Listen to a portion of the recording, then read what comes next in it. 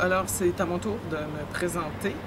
Moi je suis déjà en affaires dans des domaines de techniques corporelles, donc la massothérapie, le Reiki.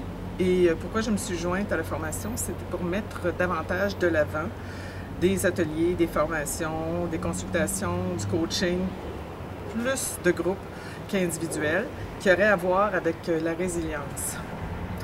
Donc, pour cerner un peu ce que je désire promouvoir, je vais prendre un objet, ce chapeau par exemple. Ça, c'est un chapeau de plage. Bon, regardez, quand on le froisse comme ça, qu'est-ce qui arrive, hein? Il est capable de le prendre. Et puis tout d'un coup, il retrouve sa forme.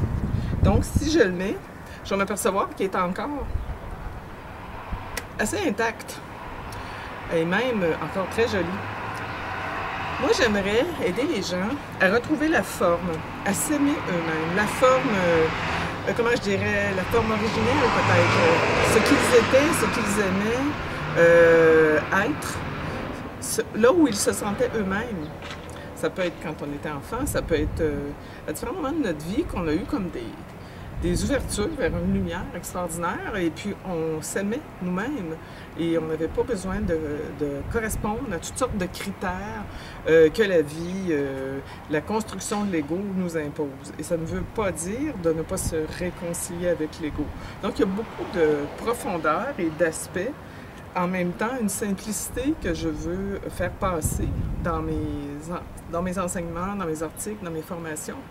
Et puis une réconciliation profonde avec la réalité, avec qui on est. Et je prends encore ce chapeau-là parce qu'il y a deux choses qui sont importantes là-dedans. C'est la souplesse et la fermeté. Donc, quand on veut se reconstruire, quand on veut retrouver la forme physique ou psychologique, on a besoin des deux. Donc, certains d'entre nous avons vécu parfois des expériences, des épreuves pas toujours souhaitables.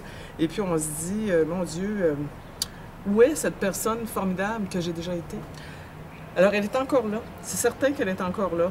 Et puis j'aimerais vous aider à la retrouver, à la ressusciter, à lui donner une place d'honneur.